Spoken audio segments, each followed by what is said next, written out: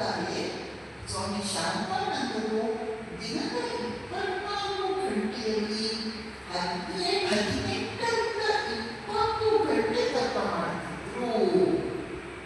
15ರಿಂದ 20 ಗಂಟೆ ಜಪ ಮಾಡ್ತಿದ್ರು. ನಾವು ಹರಟೆ ಅವರ ಭಜನ ಪ್ರೇಮ ಎಷ್ಟು ಇದೆ. ಮುಂದಿನ ಘಟನೆ ಸ್ವಾಮಿ ಆತ್ಮಸ್ಥಾನಂದಜಿಯವರು ಹೇಳ್ತಾರೆ, ಅವರು ಇನ್ನೂ ಯುವ ಸನ್ಯಾಸಿಯಾಗಿದ್ದರು. ಆಗ ಸ್ವಾಮಿ ವಿರಜಾನಂದಜಿ ಸ್ವಾಮಿ ವಿವೇಕಾನಂದರ ಸನ್ಯಾಸಿ ಶಿಷ್ಯರು, ರಾಮಕೃಷ್ಣ ಮಹಾಸಭೆಯ 6ನೇ ಸಂಘ ಗುರುಗಳು. ಅವರು ಹಾಸಿಗೆಯಲ್ಲಿದ್ದಾರೆ. ಇನ್ನೇನು ಅವರ ಅಂತಿಮ ಗಳಿಗೆ ಬಂದಿದೆ. ಎಲ್ಲ ಸಾಧು ಬ್ರಹ್ಮಚಾರಿಗಳು ಅವರ ಸುತ್ತ ಸೇರಿದ್ದಾರೆ. ನಮ್ಮ ರಾಮಕೃಷ್ಣ ಮಠಗಳಲ್ಲಿ ಪದ್ಧತಿ ಏನು ಅಂದರೆ, ಒಬ್ಬ ವ್ಯಕ್ತಿ ತೀರ್ಕೊಳ್ಳುವಾಗ ಮಾತ್ರ ಹರಿ ಓಂ ರಾಮಕೃಷ್ಣ ಹರಿ ಓಂ ಆ ಮಂತ್ರವನ್ನು ಹೇಳಲ್ಲ. ಒಬ್ಬ ವ್ಯಕ್ತಿ ತೀರ್ಕೊಳ್ಳುವಾಗ ಮತ್ತು ಅವರ ಅಂತ್ಯಕ್ರಿಯೆ ಮುಗಿಯುವ ತನಕ ಹರಿ ಓಂ ರಾಮಕೃಷ್ಣ ಮಂತ್ರವನ್ನು ಹೇಳ್ತಾರೆ. ಈಗ ಸ್ವಾಮಿ ವಿರಜಾನಂದಜಿಯವರು ಹಾಸಿಗೆಯಲ್ಲಿದ್ದಾರೆ. ಇನ್ನೇನು ಅವರು ತೀರ್ಕೊಳ್ತಾರೆ ಅಂತ ಅನ್ನಿಸ್ತಾ ಇದೆ.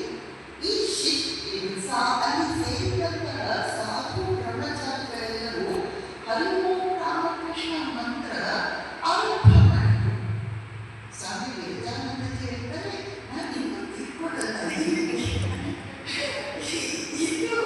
ಆ ಮಂತ್ರ ಹೇಳ್ತೀನಿ ಅಂತ ಹೇಳ್ತಾರೆ. ಸರಿ, ಈಗ ಸ್ವಲ್ಪ ಹೊತ್ತಾಯಿತು. ಈಗ ಅವರ ಮರಣಗಳಿಗೆ ಬಂತು ಅನ್ನೋದು ಅವರನ್ನು ನೋಡಿದ್ದೇನೆ ಗೊತ್ತಾಗ್ತಿತ್ತು. ಸಾಮಾನ್ಯ ಮನುಷ್ಯರ ಸಾವಿಗೂ ಮಹಾತ್ಮರ ಸಾವಿಗೂ ಎಷ್ಟು ವ್ಯತ್ಯಾಸ ಅನ್ನೋದು ಅಲ್ಲಿ ನೋಡಿದಾಗ ಗೊತ್ತಾಗ್ತಿತ್ತು. ಸಾಮಾನ್ಯ ಮನುಷ್ಯ ಎಂದಿಲ್ಲದ ಹಾಗೆ ದುಃಖಿಸ್ತಾನೆ ತೀರ್ಕೊಳ್ಳುವಾಗ. ಅವರ ಪ್ರಾಣ ಕಾಲಿನ ತುದಿಯಿಂದ ತಲೆಯ ತುದಿಯವರೆಗೆ ಶರೀರದ ಜೊತೆ ಅಂಟಿಕೊಂಡಿರ್ತಲ್ಲ, ಅದರಿಂದ ಬೇರೆ ಆಗಬೇಕಾದ್ರೆ ಬಹಳ ನೋವು ಪಡುತ್ತೆ, ಒದ್ದಾಡುತ್ತೆ, ಸಂಕಟ ಪಡುತ್ತೆ. ನಮ್ಮಲ್ಲಿ ಮರಣ ವೇದನೆ ಅಂತಲೇ ಶಬ್ದ ಇದೆ. ಎಲ್ಲಕ್ಕಿಂತ ದೊಡ್ಡ ನೋವು ಮರಣ ವೇದನೆ ಇದೆ.